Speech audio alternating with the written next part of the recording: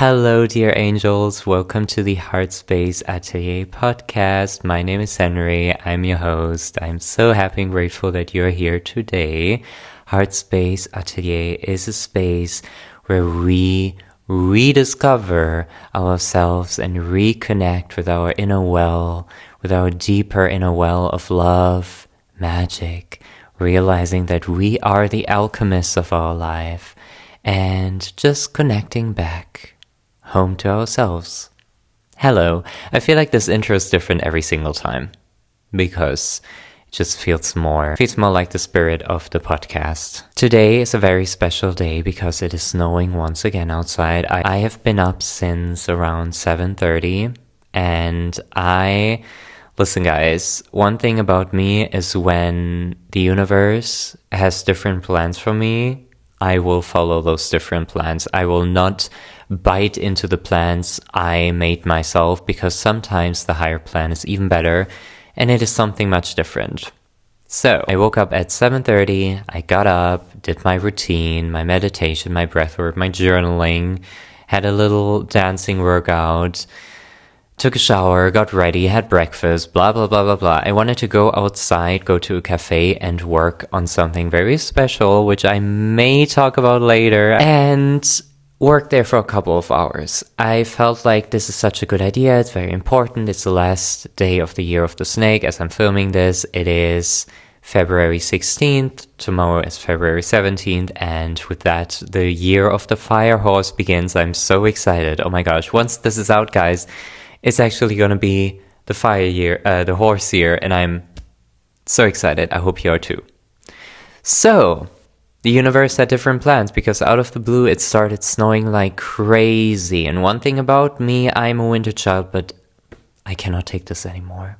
So I decided to sit down in my living room, light a candle, and talk about love. I want to talk today about what love truly means to me. And this episode is inspired by a variety of events from my personal life. And also, we just had Valentine's weekend, and I'm just feeling all the love. I am wearing my tiger's eye carnelian rose quartz necklace, which I will get to at the very end of this podcast episode, because it has a little backstory and it is very special, and I really want to share this with you. So, Valentine's weekend was such a beautiful experience for me, and it really got me thinking about the concept of love.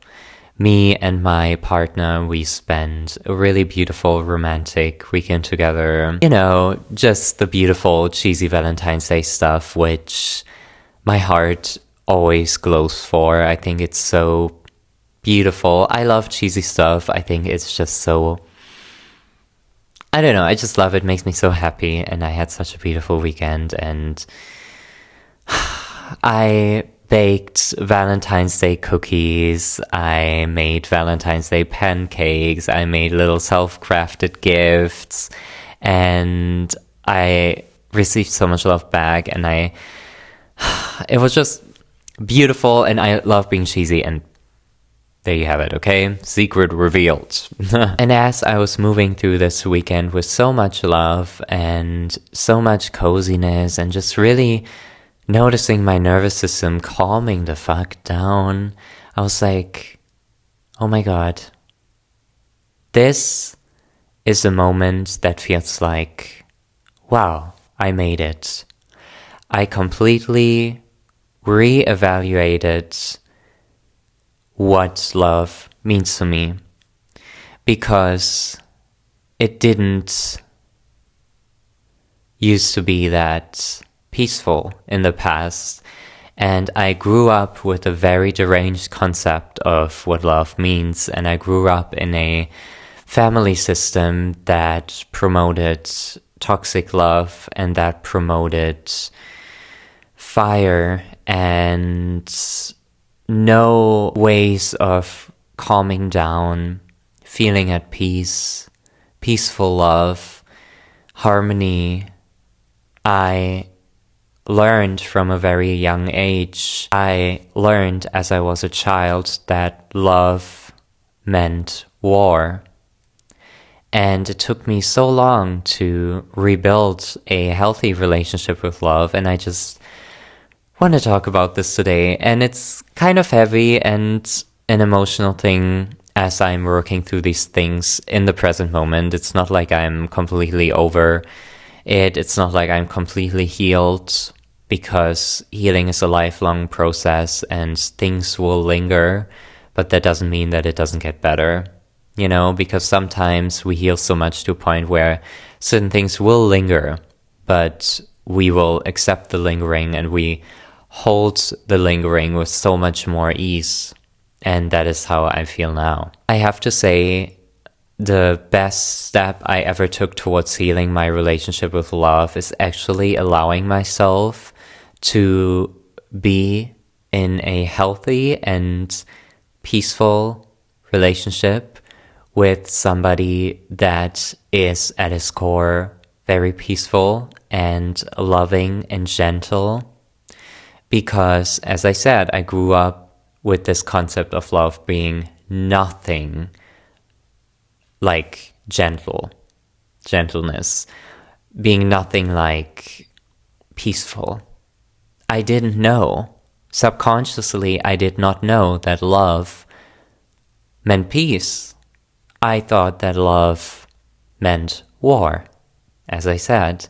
So the biggest thing I think we need to challenge ourselves to do, especially if you are somebody that, let's say, your entire life you spend it grieving your childhood because it was so messed up and you had your parents who were in a horrible love relationship and it just really wasn't nowhere near love but so much emotional war. And you carried this heaviness within you, and subconsciously you keep attracting all these assholes who are destroying your peace. And you're losing sleep over them, and you feel so anxiously attached, and your love life just has never been quote-unquote easy, because it has been so... Your love life has just never felt easy and peaceful. I need you to challenge yourself to look at things a different way, and choose somebody that promotes the peace. Because when I started dating my partner, it felt so vulnerable. I felt so vulnerable because it felt like, oh my gosh, there's no war here, there's no manipulation here. This feels so foreign. And it is so funny because before that, I thought that I was over it, I thought I was over the toxicity of my childhood. I was over everything that I thought love meant. I just thought, I wasn't even thinking about relationships at all at that point. I was just doing my own thing.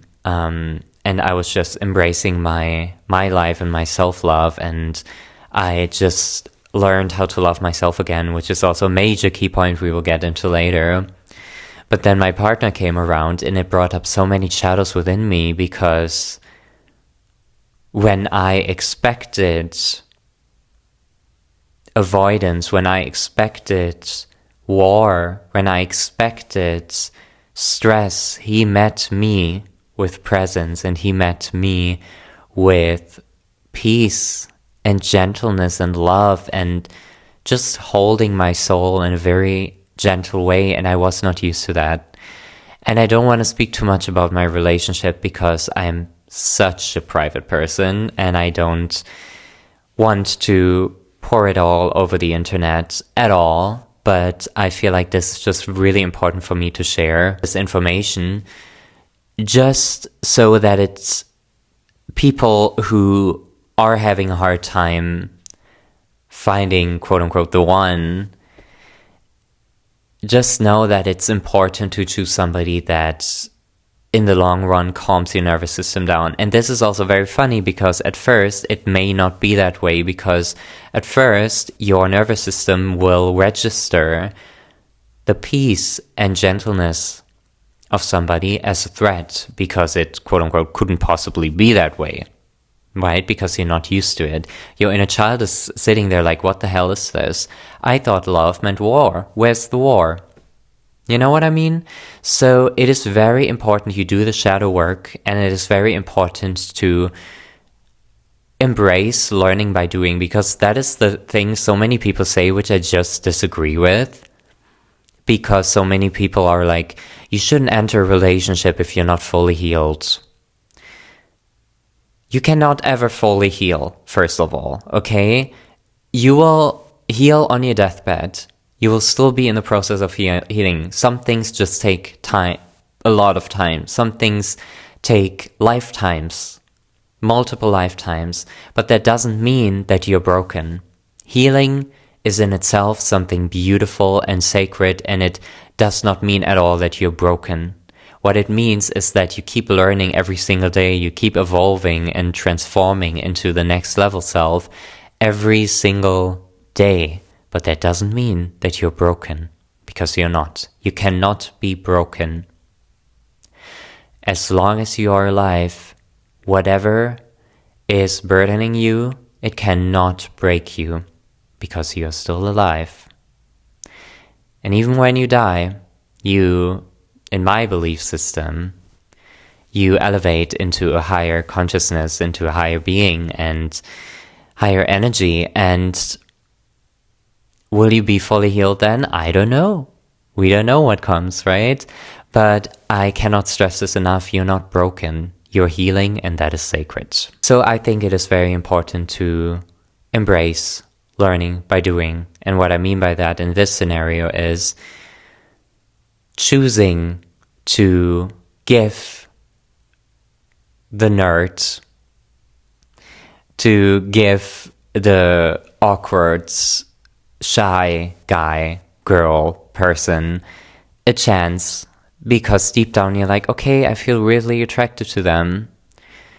But a lot of the times, and I talked with people in my life that had the same experience.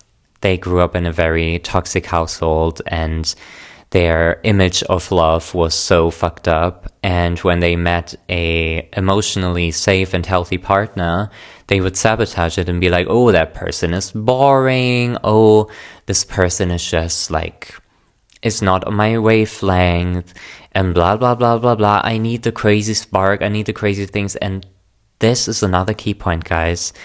If you're looking for love and you think that love only means the high and lows of having a crush, that is not love, that is fantasy. Real love is quiet, long-lasting, peaceful, supportive.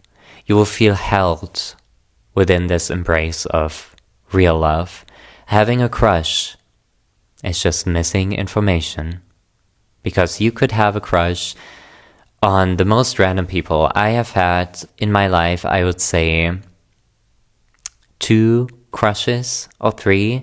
I would say 2 because the third one I thought that I had a crush on, but I didn't really have a crush on. You know what I mean? Like, in retrospect, I'm like, what the hell?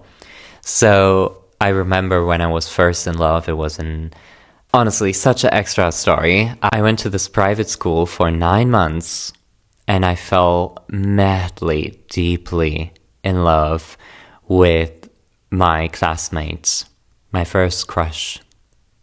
And I was so in love. I was like 14, 15.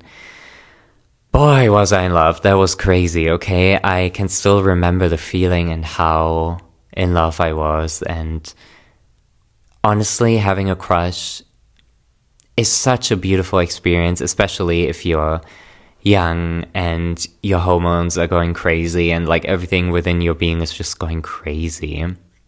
I did not end up being with that person, but I do think the feelings may have been reciprocated, but maybe that's just what I told myself.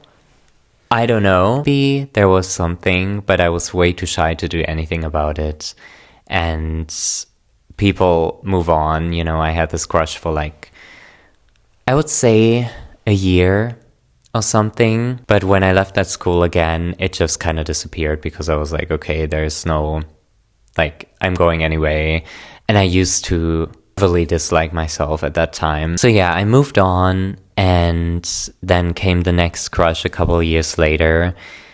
And crushes are very interesting and explosive. And I'm mentioning all of this because I think that it is a misconception, and we think that being deeply in love with a stranger or somebody we don't really know must mean that they're our soulmate or the right person for us.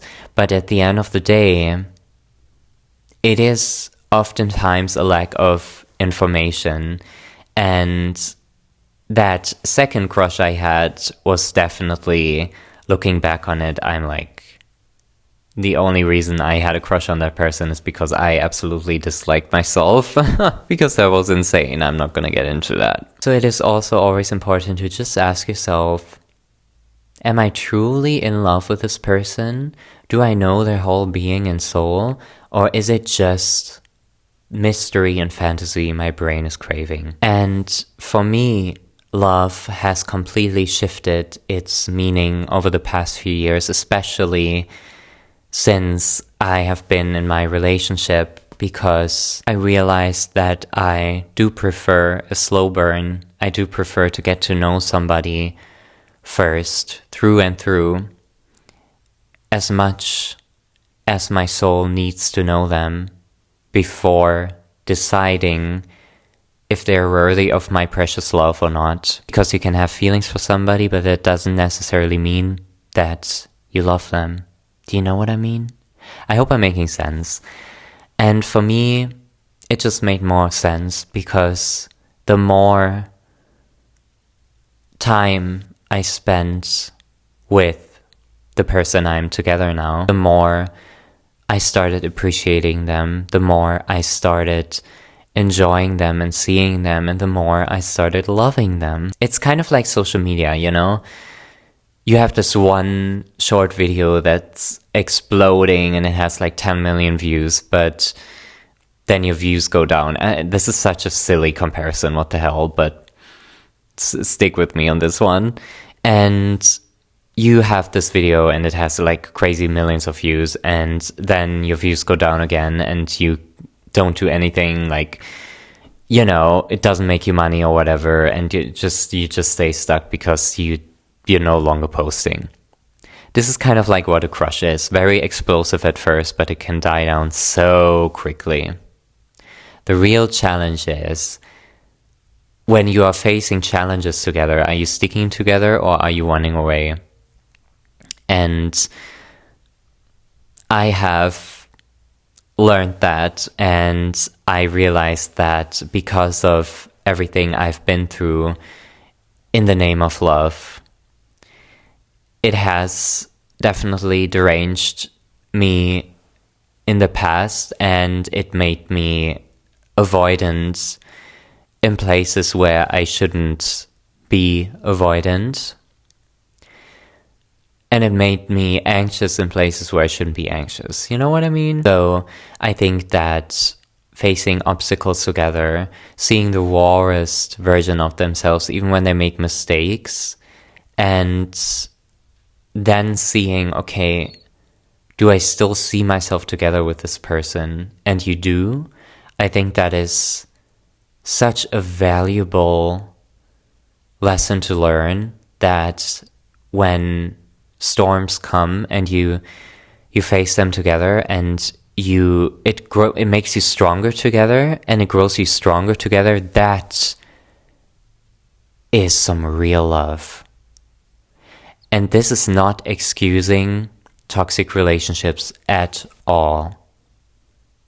I'm not saying that at all. What I am saying, if outside forces are influencing your relationship in a negative way and you work on it together with love and devotion to one another, that is when things grow stronger and more beautifully than ever. Because you could have a crush on somebody, and let's say you have a crush on this really strong man. And you somehow end up like in a little cage with a tiger, and the tiger's sleeping, and then the tiger wakes up and is like, whoa, and approaches you. And instead of trying to protect you, that man is just like, and then he goes, like, I don't know, just somehow leaves the cage. He could have taken you with him, but he didn't because he's an asshole. You don't know how that person is going to protect you or support you during challenging times until you know. And that is a very special key point that I think is so important to go through before deciding if you are made for one another in general in life, or if you want to marry that person, because it's like only through hardships can you see if the love is actually strong and deeply rooted in consistency and peace. And while I have bashed so much on crushes in this episode, I also do want to mention that I think having crushes is one of the most valuable experiences of your life, because it shifts your brain state into a more unconditional love state. It leaves an imprint on your heart whether you like it or not. The people I had crushes on in the past, I would never in a million years want to be with now. I just wouldn't want to be with them, but the experience left such an imprint on my heart because it made me connect with this unconditional love. I mean, not knowing somebody and feeling so much love for them, crushing so hard for them, is obviously stupid, but this stupid energy is in our nature. And sometimes it will happen. And it can be a beautiful thing. Just know to take it with a grain of salt. And to get to know those people first, before you actually decide on some major decisions. And I read this quote yesterday and it made me laugh a lot, but also it is so bittersweet because it said, and I'm gonna try and put it here if I find it, but it basically said, the universe sent me my father and then sent me my boyfriend to apologize. And I relate to this so much. And this is coming from somebody who has recently set huge boundaries and cut the person that hurt me the most when I was small. I cut them off, and it feels really good.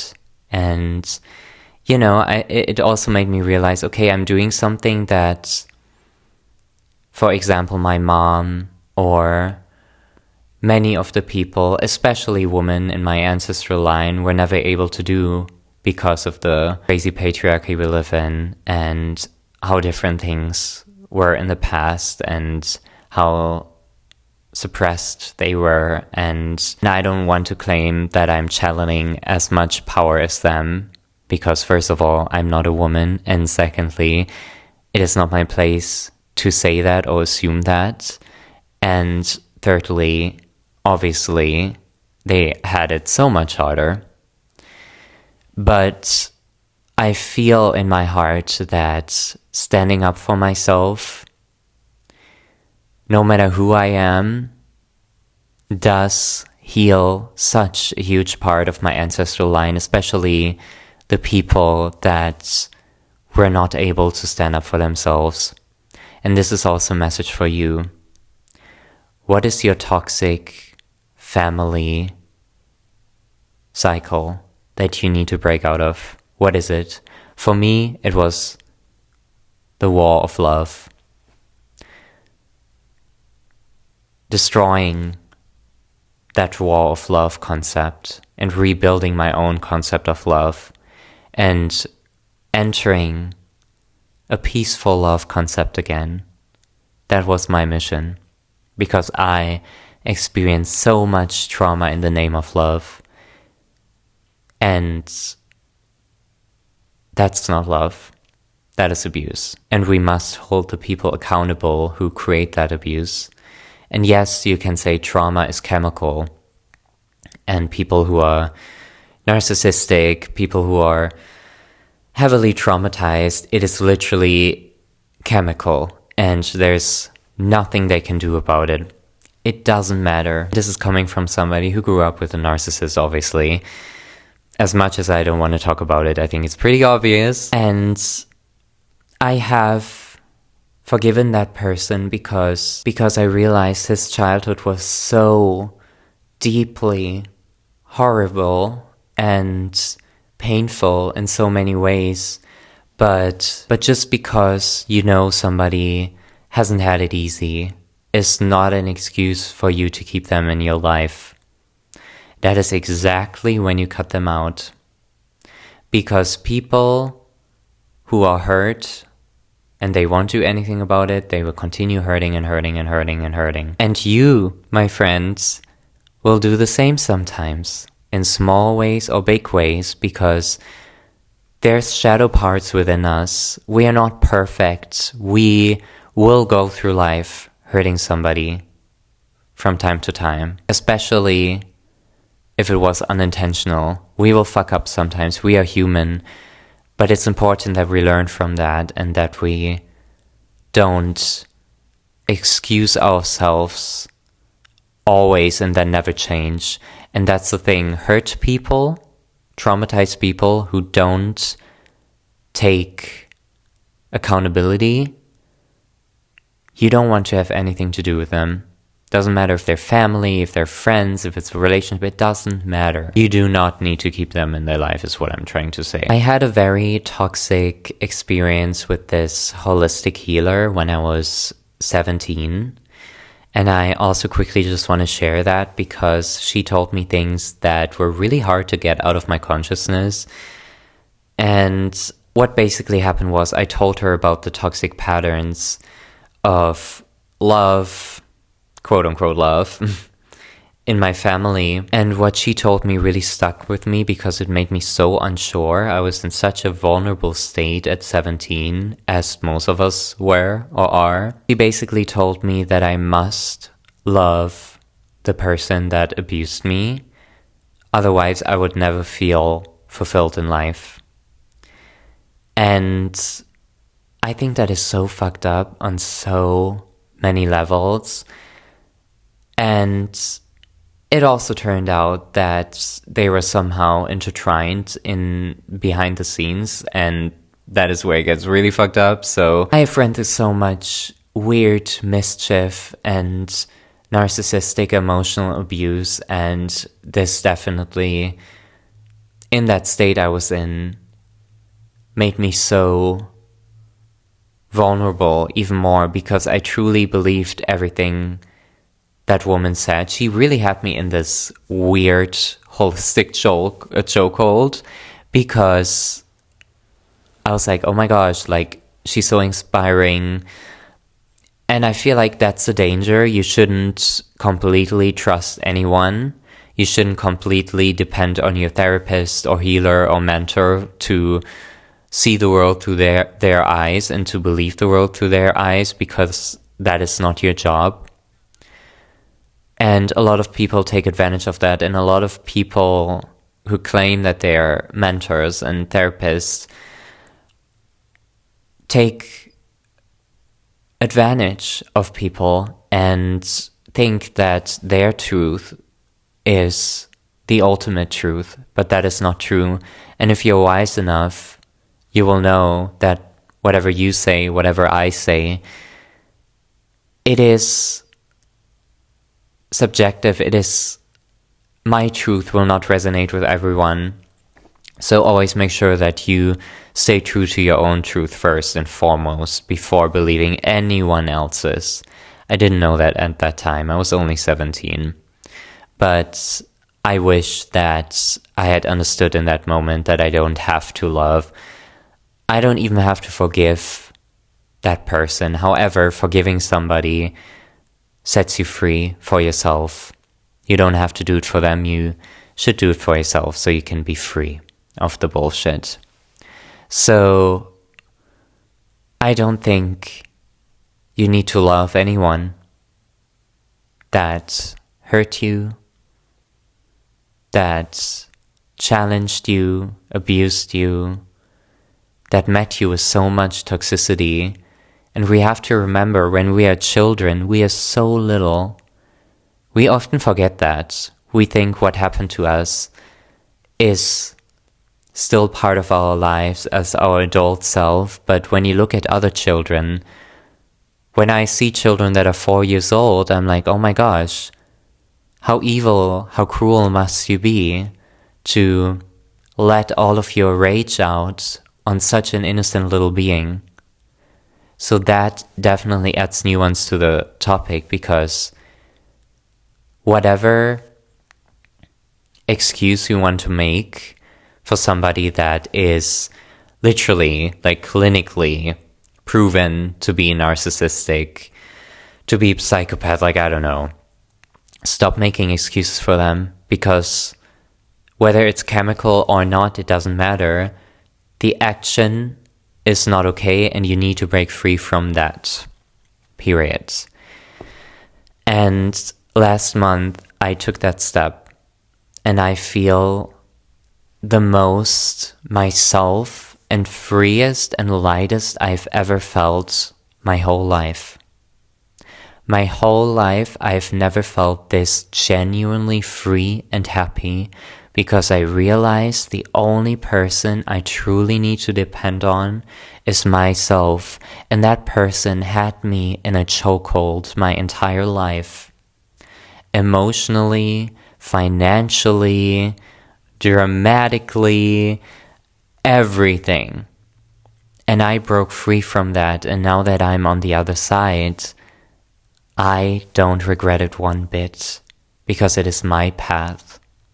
And that's another thing, and maybe some of you have experienced this, but when you cut off somebody that is so deeply toxic, the people that were hurt by their rage, by their flame of rage as well, may even start defending them, because in some twisted way, they think that, well, first of all, they may actually be jealous of you for the fact that you cut them off, or they may be shocked because they're like, oh my god, but it's family. And so what? I don't care. I don't care if you're family, if you're bad for me. Snip, snip. Because at the end of the day, blood doesn't matter. If we have the same blood, it doesn't matter. I don't care. If you don't do me any good, I will leave. But enough of that, because I feel like I've said everything I wanted to say about the darker parts and aspects of when we confuse love for war. Another thing I really want to talk about, and I think this is the last topic I want to cover in this episode, is self-love. And I know you may even want to click off this video now because you don't even want to hear about it. It sounds so cheesy and simple and whatever. Let me tell you something. When you make mistakes, when you show up late to work, when you spend another morning doom scrolling, when you are way too tired to do your little morning routine, when you end up staying cozy even though you wanted to work really hard today, how do you show up for yourself? Do you meet yourself with grace? Do you meet yourself with forgiveness? Or do you meet yourself with anger, self-hatred? Because that is not okay. And we cannot grow if we continue meeting ourselves with anger directed towards ourselves, with hatred directed towards ourselves. What's there to hate? You woke up and chose doom scrolling instead of a meditation and reading. So what? Maybe you saw a funny video. That's a win. It's a win.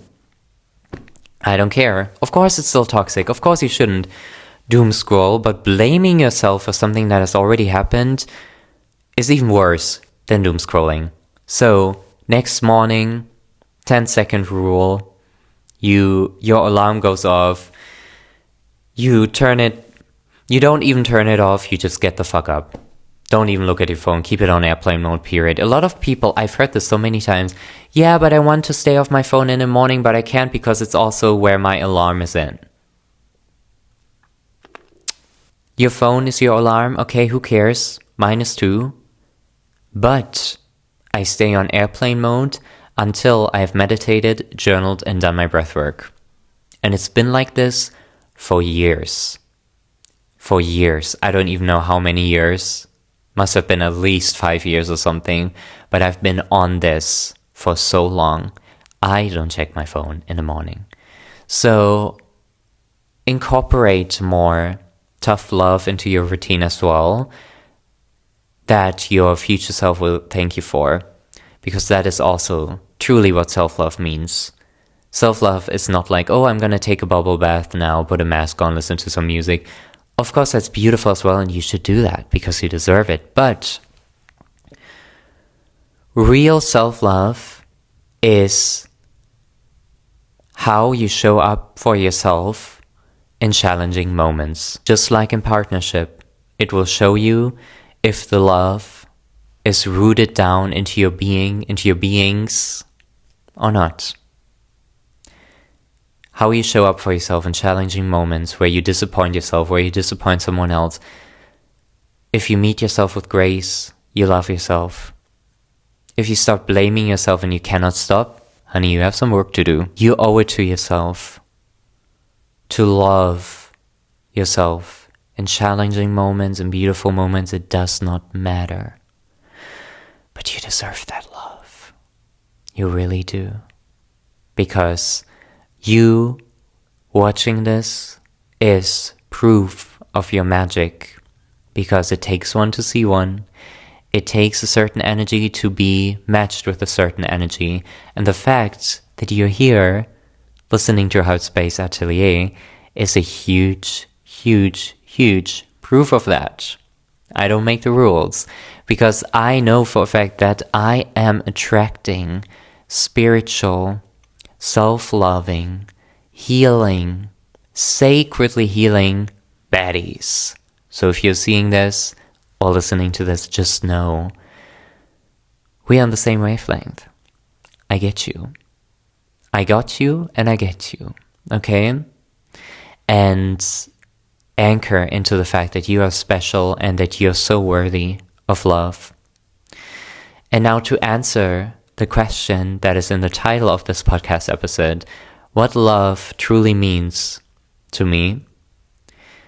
To me, love means how I show up for myself, how I show up for the people I love, how I set boundaries, and how I move through challenges with myself or through challenges that arise in partnership.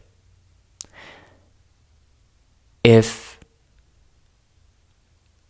I show up with love, devotion, and wanting to fix the issue instead of blaming others or myself for it, then I won.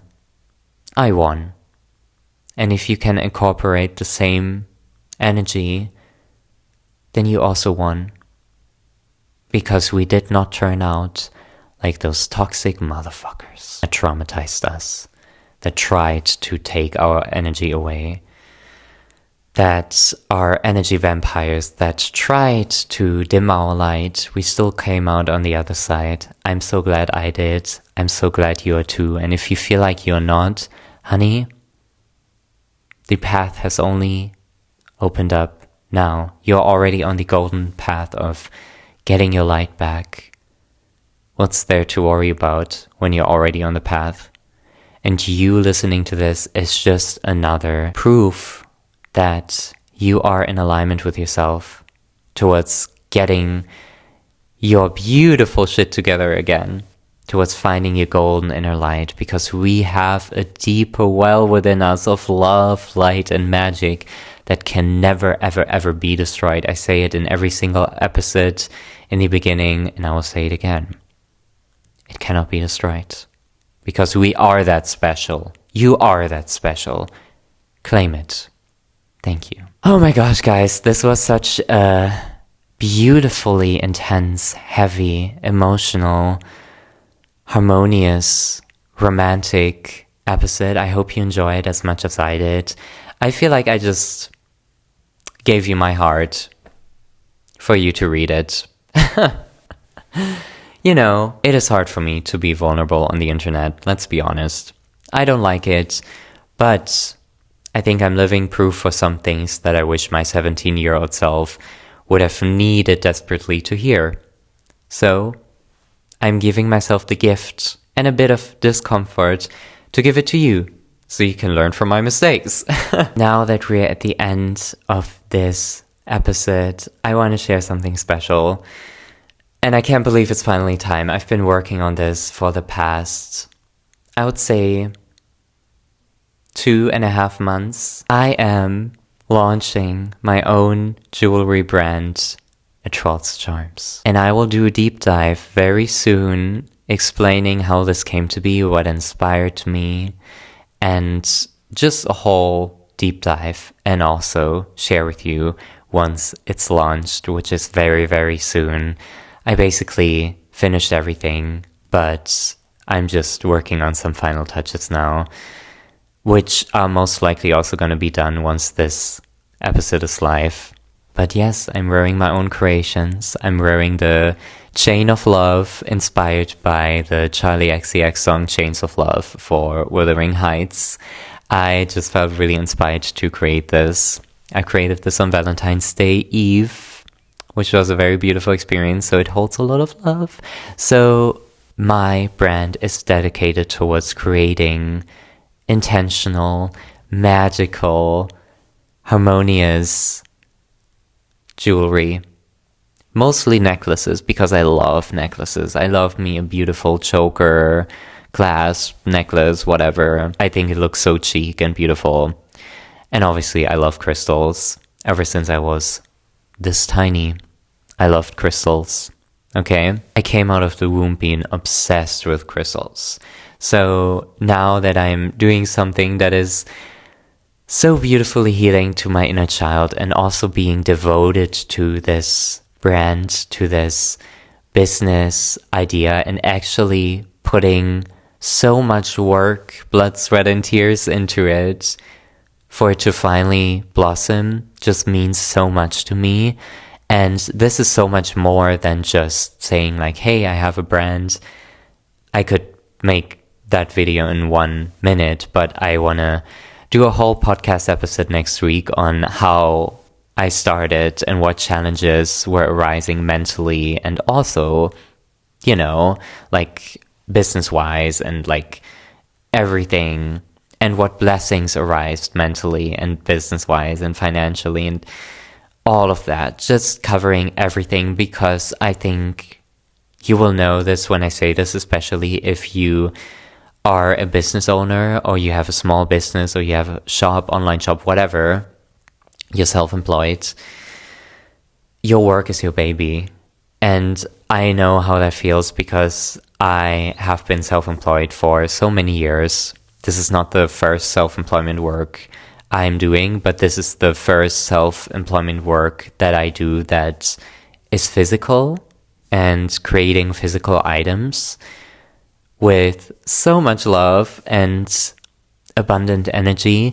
And I cannot wait to share all of that with you. So in the next episode, I will basically just give you guys a whole run through of how it came about and the feelings I've had. And I've also been vlogging a little bit here and there about this experience, which I shall also include in that episode. So I'm very excited. I hope you guys will tune in. I might even make it an extra special episode. So, you know, you may just get 2 episodes next week. Let's find out. Thank you for listening. Thank you for being here.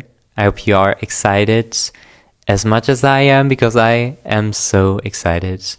And I love you so much. Thank you for choosing yourself. Thank you. I love you. And of course, feel free to follow me on my socials, Instagram at CinnamonHenry, or I will also be putting the Instagram name of the brand here I would be so honored if we could connect on there so you can follow my journey along. And also TikTok at cinnamon_Henry. And also, if you feel like it, if you are listening to this on Spotify, feel free to rate the podcast 5 stars. That would help me out so beautifully. I would be so grateful. Feel free to comment how this made you feel. I always love to hear what you have to say and what sparked the most inspiration within your soul as you were listening to what I have to say. Okay, that's all. I love you, and I'll see you soon.